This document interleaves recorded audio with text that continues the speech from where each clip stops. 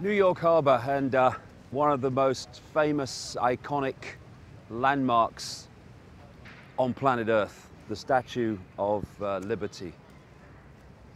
I've been to America many times and to New York many times. And I love the place, basically. I don't like everything about it, but I love coming here, and I've always gotten very well with many of the people, most of the people that I've come across.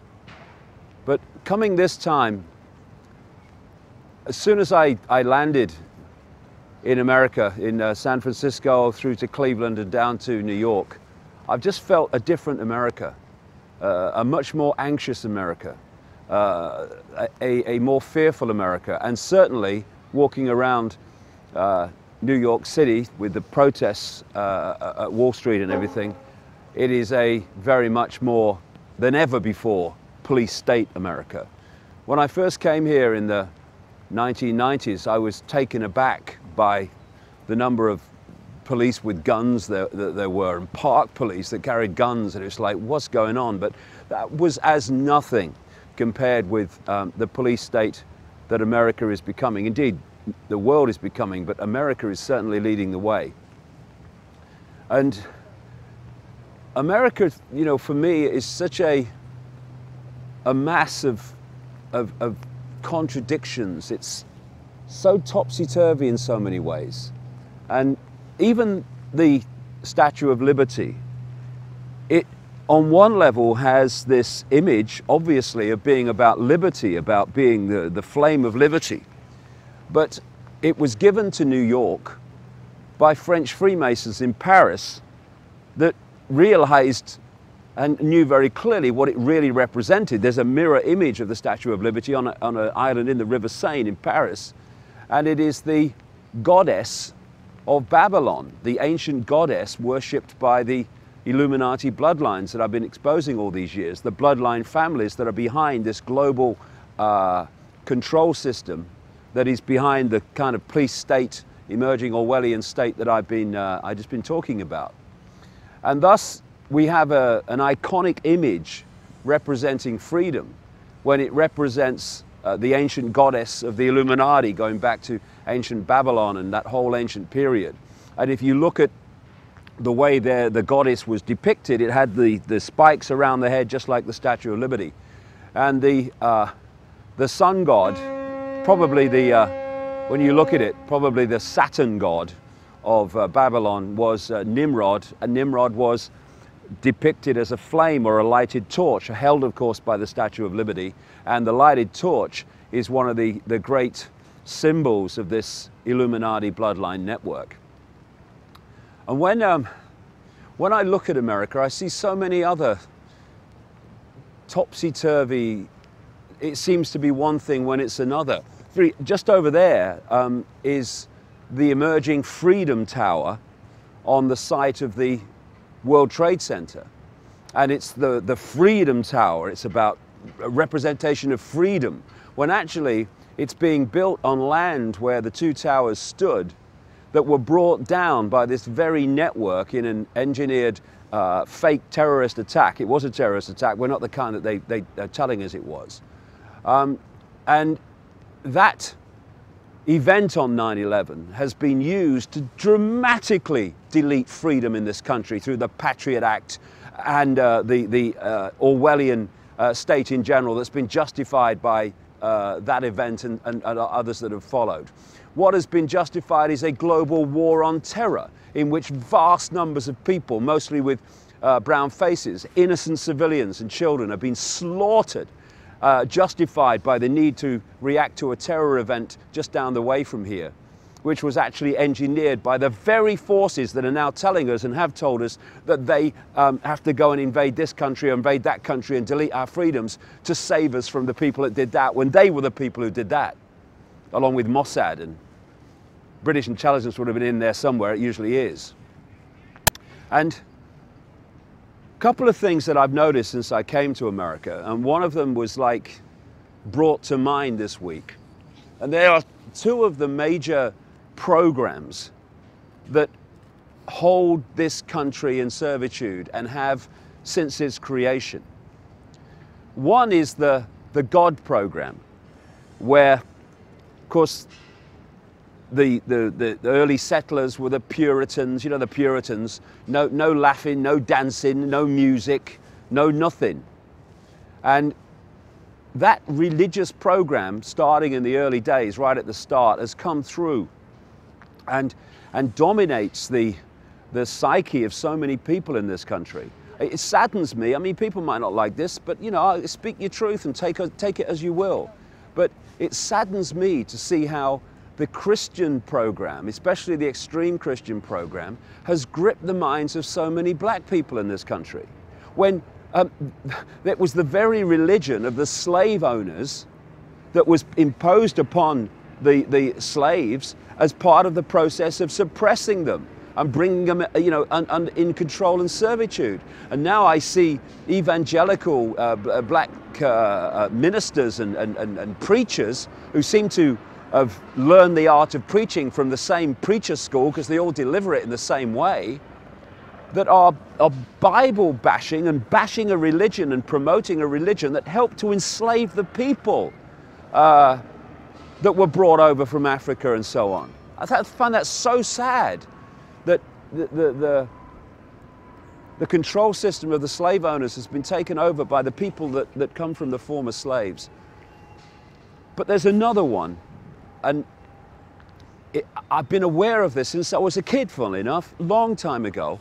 And it came to mind again this week when I was interviewed by someone. I didn't have a very nice experience with him, but I was interviewed by someone who reminded me very, very much of this other program. I call it the John Wayne program.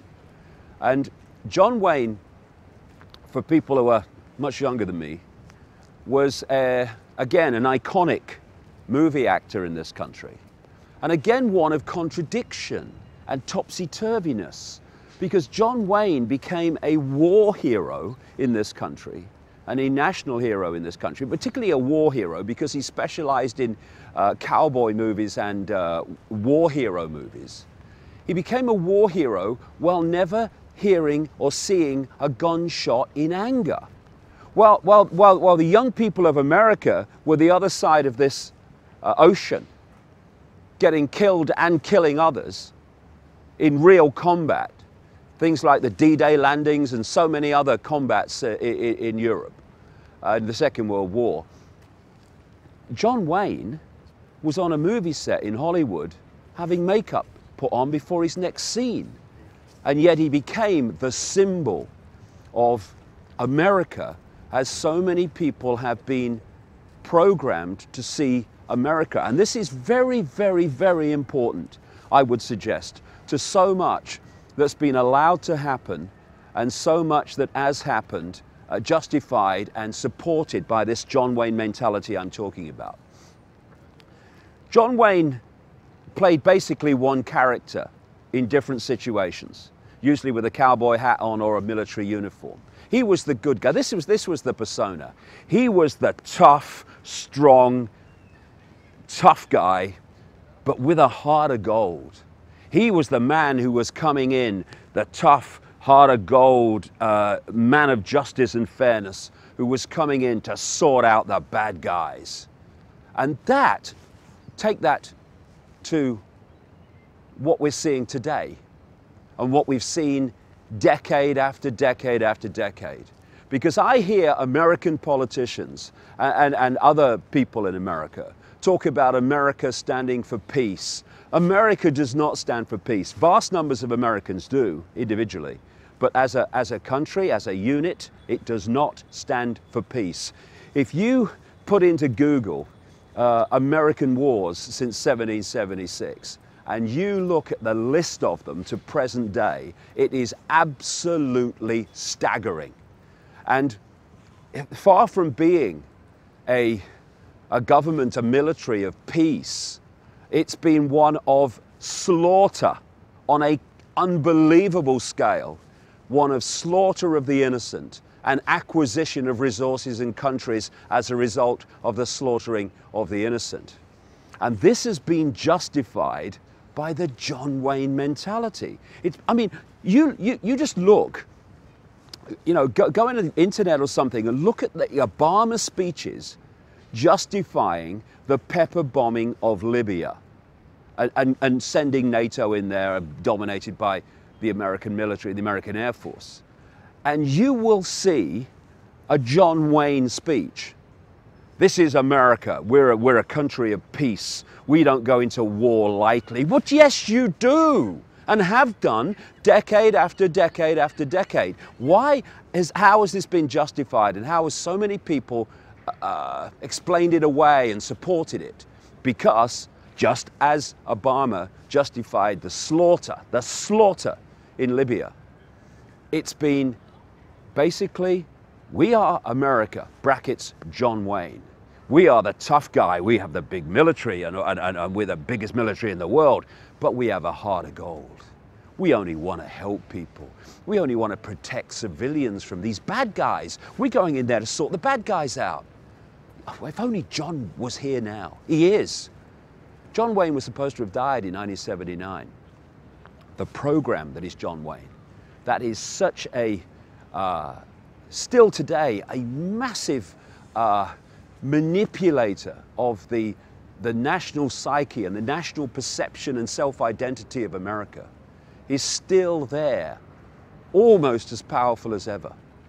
Instead of going in with his gun and his cowboy hat and going in, you know, is it the Green Berets and all that stuff? The Green Berets was a John Wayne film. You know, go into YouTube and put the Green Berets in, and you'll see the title music sung by apparently a Green Beret, and you'll see the most sickening, grotesque, ridiculously inaccurate portrayal of Green Berets that you'll ever come across. Because this is what it is, you see. I still see it today. I see this, oh, he's a Navy SEAL, he's a Green Beret, he's a Marine. They kill people, don't they? Don't they kill people? And oh no, but they don't just kill people, they kill people to sort the bad guys out. Well, there must be a lot of bad guys in the world, because there's a lot of them been sorted out over the years. And that John Wayne mentality that sees the strong guy going in with a gun, the Rambo, the Rocky, and all these people, the Schwarzenegger. This is all, or are all, expressions of this John Wayne mentality that still has this grip on so many in this country. It's breaking away, it's fracturing, hallelujah to that, but it's still vastly there. And it justifies the most appalling actions against innocent, often defenseless people around the world. And it's happening more and more now, because it's not really slaughter. John Wayne never killed anybody really, except the bad guys. He was only doing it for fight for good. And that's the way that so many see the American military and the grotesque history it has. Not of protecting people, not of saving the world, but of taking the world down a road, a dark, dark road of mass human slaughter, destruction, and conquest. And so, when you come to America, you meet so many nice people. And it's an incredible country in so many ways. But it's being systematically destroyed, militarily and financially, to bring it under the heel of a world government dictatorship. If you want a world government dictatorship and you want control of the planet over every country and every people, you cannot have superpowers with the financial and military might to say no to you. So ironically, while we're seeing this slaughter, while we're seeing all these wars of conquest, we're seeing the country that's set up to be the fall guy doing them, because, you know, so many of the guns shot by America, symbolically and literally, are actually loaded in Europe with the center of this global secret society network. So America is being used to destroy itself.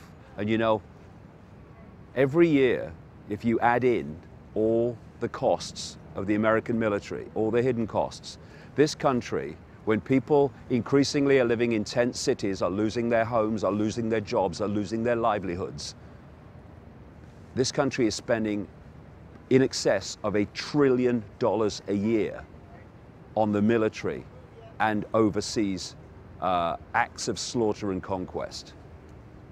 And surely it's time, surely before this process is complete, this delusion is complete, that Americans in vast numbers look collectively in the mirror as a nation and say, hold on, have we been had here? Are we really the good guy, John Wayne, sorting out the bad guys? Or are we just using that program to justify the most outrageous, stomach-turning mass murder that is getting more and more blatant all the time?